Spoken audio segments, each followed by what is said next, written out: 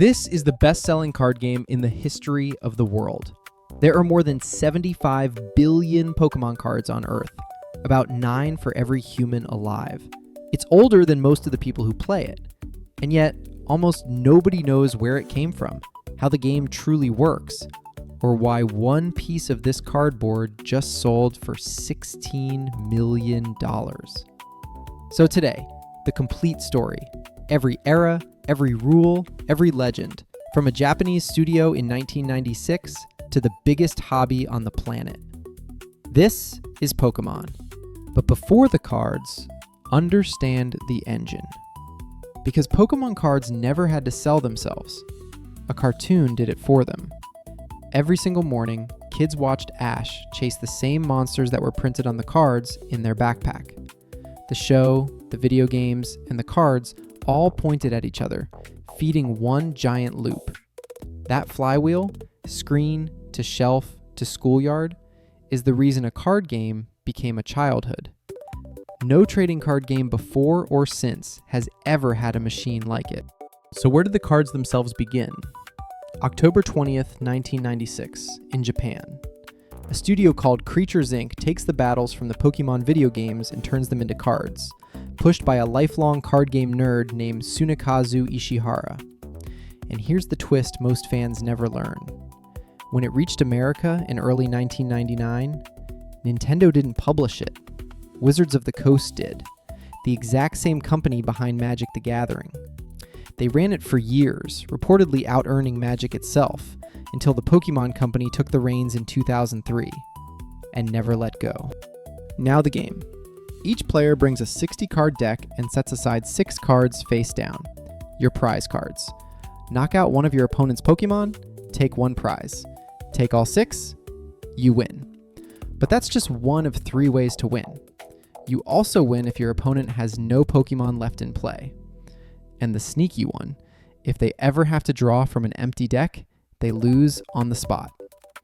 Some decks are built to win exactly that way, without a single knockout. And the board is smaller than you'd think. You only ever have 1 Pokemon in the fight at a time, your active Pokemon, plus up to 5 waiting on your bench. Only the active one attacks and gets attacked. The bench is your reserve army, powering up in the back, waiting to be sent in. So the whole game is a front line of 1 and a bench of 5 behind it. Your deck is 3 kinds of card. Pokemon, your fighters, and they grow up. A basic Charmander evolves into Charmeleon, then Charizard, each hitting harder. Trainer cards, your items and helpers. And energy, the fuel. Here's the single most important rule in the game. You can attach only 1 energy per turn. That 1 drip of fuel is the heartbeat of Pokemon. It's why your biggest monster takes several turns to wake up, and why the whole match is a race to power up first. A turn is simple. Draw, build up your board, attach your 1 energy, play trainers, then attack, which ends your turn. 2 twists decide games. Weakness. If a Pokemon is weak to your type, you deal double damage. Ignore it, and you'll lose a game you should have won. And the rule that surprises everyone. Whoever goes first is actually punished. No attack and no powerful supporter card on turn 1. That's the balance that keeps it fair. One more thing before the history. The colors. Every Pokemon card belongs to a type. Fire, water, grass, lightning, psychic, fighting, darkness, metal, dragon, and plain colorless. And for a few years there was an 11th. Fairy, until it was quietly retired. That color wheel is the game's rock, paper, scissors. It decides the weakness we just talked about. It decides what energy your deck drinks, and it gives every deck a color identity you can read at a glance. Before we go further, here's a skill that lasts forever. How to read any Pokemon card in about 10 seconds. Top left, the name, and next to it, the HP, the hit points before it faints. Top right, a small colored symbol. That's the card's type, one of the colors we just covered. Down the middle sit the attacks, and beside each one, the energy symbols it costs to fire. The bottom row is the fine print that decides battles. Weakness, the type that hits it double. Resistance, and the retreat cost, the energy you pay to swap it out. And tucked in the corner are the three things collectors live for: the set symbol, the card number like 4 out of 102, and a tiny shape, a circle, a diamond, or a star that tells you how rare it is. Learn those and no card is ever a mystery again. And that balance is why one game works for two completely different people. A 7-year-old can play it out of the box in an afternoon, but underneath sits a game deep enough that adults fly around the world for it. The Pokémon World Championships have run every August since 2004, with age divisions so literal children compete for world titles and hundreds of thousands of dollars in scholarships and prizes. Same 60 cards, wildly different depth. Now the part collectors live for, because Pokémon never stands still. Every couple of years, the whole game reinvents itself into a new era, and each era has its own signature card. Learn these, and you can pick up any Pokémon card and date it in 2 seconds flat. Here's the whole timeline, the fingerprints of 30 years. It starts with the Wizards era, base set, then Jungle and Fossil, then Neo. This is where the icons were born, the hollows, the first edition stamps, and Neo even invented darkness and metal types that didn't exist in the first games. Then came the E-card era, with a wild secret. Some 2002 cards had tiny dot codes printed on them you could scan with a Game Boy accessory. Cardboard, with a barcode soul.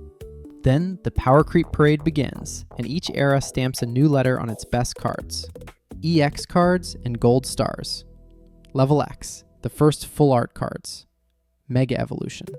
Then GX. Then V, VMAX, and V-Star. And with them, the Alt Art Revolution, where the artwork bursts right out of the frame.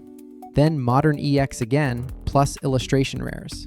And today, Mega Evolution has come full circle and returned as the headline. Every letter is a timestamp. And here's the first thing that separates a real collector from a beginner. Look at a 1999 card and hunt for two things. 1, a little black stamp on the left that says Edition 1, the very first print run, and worth multiples of everything after it. 2, whether the card has a drop shadow along the right edge of its picture box. The earliest base set cards were printed without that shadow. Collectors call them shadowless, and they're rarer and pricier than the normal versions that came weeks later. Same art, same Charizard. A tiny stamp and a missing shadow can mean 10 times the value. Here's another secret hiding in plain sight. Every Pokemon set is born in Japan, months before the rest of the world sees it. The cards you open in America are translations. And serious collectors often chase the Japanese versions on purpose. The cardstock is famously crisper, the print quality higher, so Japanese cards grade better and survive cleaner. Flip one over, and even the back is a different blue. 2 versions of the same card, 2 different followings. And notice what changed over 30 years. For the first decade, the card everyone wanted was the most powerful one, the holo that won you games. Then it flipped. Today, the most wanted cards aren't the strongest at all. They're the most beautiful. A single alt art Umbreon from 2021, nicknamed Moonbreon, rewrote what a chase card even means. The game stopped being about power on the table and became about art on your wall. So if beauty is the new king, what sits at the very top of a modern set? Just learn 3 names. The Illustration Rare, a gorgeous, full-scene painting of a Pokemon, still fairly easy to pull. The Special Illustration Rare, the same idea but bigger and far scarcer, the true chase of most sets today. Moonbreon was exactly this. And the Hyper Rare, the all-gold version, usually the single rarest card in the whole box. Illustration, Special Illustration, Gold. When someone rips a pack and screams, it is almost always one of those 3. Which means the real stars of modern Pokemon aren't the Pokemon, they're the artists. A card now says who painted it, right there on the front, and collectors chase specific illustrators like fans chase directors. The most famous of them, Mitsuhiro Arita, painted the original base set Charizard that started everything. When the art became the point, the people behind the art became legends too. So meet the legends themselves, famous for their stories, not just their prices. Start with the one everyone pictures, the 1999 base set Charizard, painted by Arita. It's arguably the most recognizable trading card ever made. Charizard was the face of Pokemon Red, the dream final form of the little Charmander, so every kid on Earth wanted it. And on the card, it was a monster. Its Fire Spin attack hitting for a massive 100 damage when almost nothing else came close. It wasn't just rare, it was the dragon at the top of the mountain. But the rarest of them all was never sold in a store. In 1997, Pokemon ran an art contest in a Japanese comic magazine, and the winners received a special Pikachu, drawn by Atsuko Nishida, one of the people who designed Pikachu in the first place. Only around 39 copies exist.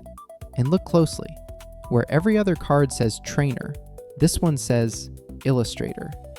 And where the rarity symbol should be, there's a tiny pen, the only card ever printed that way. It's the card Logan Paul wore around his neck, and the one that sold, in February 2026, for $16.49 million, the most expensive trading card ever. And the Illustrator isn't alone. There's a whole class of cards you literally cannot buy. You can only win them. Trophy cards, handed out at Japanese tournaments to champions. The Trophy Pikachu, the #1 trainer card. A few dozen exist, sometimes fewer, scattered among the best players in the world. In a hobby of billions of cards, these are the ones that were never for sale at any price. The true crown jewels. Then there's the strangest legend of all. In the year 2000, if you went to the second Pokemon movie, you were handed a card called Ancient Mew, holographic on both sides, and covered in a fake ancient language of runes and glyphs that looked genuinely untranslatable. Wizards actually handed out decoder sheets at the theaters, and fans found the symbols spelled out eerie phrases like new species and little god or evil. It felt less like a game piece and more like a forbidden artifact, which is exactly why collectors are obsessed with it. And here's a corner outsiders never expect. Collectors chase mistakes. There's a Ninetales where the shiny foil bleeds across the whole card instead of staying in the picture. Cards where a damage number is missing, or the wrong color survived from an early press. These give you zero advantage in the game. They're loved purely as accidents of printing history, 1 in a million flukes that slipped past the factory. In collecting, the flaw is the feature. Now the chaos. Because Pokemon cards have caused genuine havoc for 25 years. Rewind to 1999. The cards hit America. The anime aired every morning, and within months, it was everywhere. It got so disruptive that schools across the country banned Pokemon cards outright. They said it distracted from class and started fights. The kids' defense? The cards taught them math and reading. And when the bans came down, they just traded in secret. A piece of cardboard. Contraband in elementary school. Fast forward to the pandemic, and it happened again. Bigger. Everyone stuck at home, dug their old binders out of the attic, prices went vertical, and scalpers with bots bought out every store. Target and Walmart temporarily pulled cards from shelves over safety. When McDonald's slipped a promo pack into Happy Meals, adults bought them by the dozen. One person reportedly ordered 50 Happy Meals just for the cards. And in 2023, the Van Gogh Museum released a single Van Gogh-styled Pikachu and had to pull it in 4 days when the crowds got out of control. A museum defeated by a Pikachu. And the hobby's newest chapter isn't cardboard at all. In late 2024, the Pokemon Company put the whole experience in your phone. Pokémon TCG Pocket. Open 2 free packs a day, watch the rarest cards turn animated and 3-dimensional, and trade with the entire world. It reportedly earned hundreds of millions of dollars within months of launch. But here's the real effect. It became the front door. Millions of people ripped their first pack on a screen, and then walked into a card shop to feel the real thing. So how do you start without getting burned? 3 rules. 1. If you want a specific card, buy it as a single. Don't chase it in packs. It's almost always cheaper and you get exactly the card you wanted. 2. Open packs only for the joy of opening them, never as an investment. The fun is the whole product. 3. Protect what you love. A 10-cent sleeve and a hard top loader are the difference between a mint card and a bent one.